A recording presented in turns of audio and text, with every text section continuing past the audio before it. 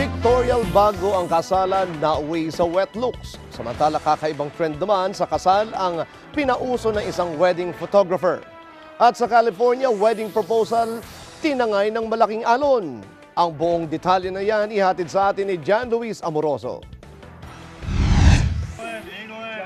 Naunahan ng isang splash ang kasal ng magkasintahan bago ang pagsisimula ng kanilang wedding ceremony sa Amerika.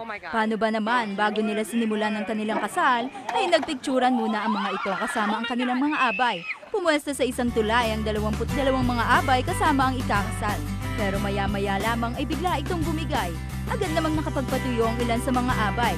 Gayon din ang bride and groom, kaya naman ilang minuto lang ay natuloy rin ang kasal. Samantala, kakaibang trend naman ang pinauso ng Louisiana-based wedding photographer na si Quinn Miller. Naisip niyang gawin ng isang hilarious wedding party attack pictures. Sinimulan niya itong gawin sa kanyang kaibigan na kinasal, kung saan tumatakbo ang mga ito dahil hinahabol ng T-Rex.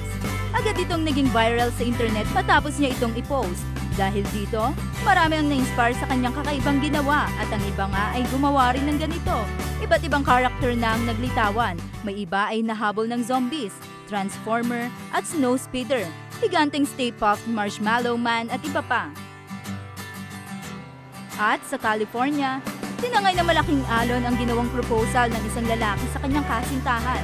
Ayon sa mga kaibigan ng lalaki, pinaghandaan ang lahat sa gagawing proposal. Napili nga nila ang Laguna Beach sa California dahil sa ganda ng view nito. Yun lang, hindi nila alintana ang sama ng panahon sa lugar.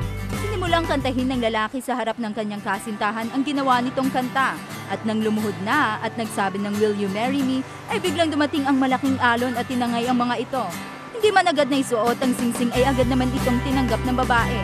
Ayon sa dalawa, napakasaya ng araw na iyon. Kahit na ganun ang nangyari ay kakaiba naman at maituturing na may thrill. Jan Luis Amoroso, Eagle News.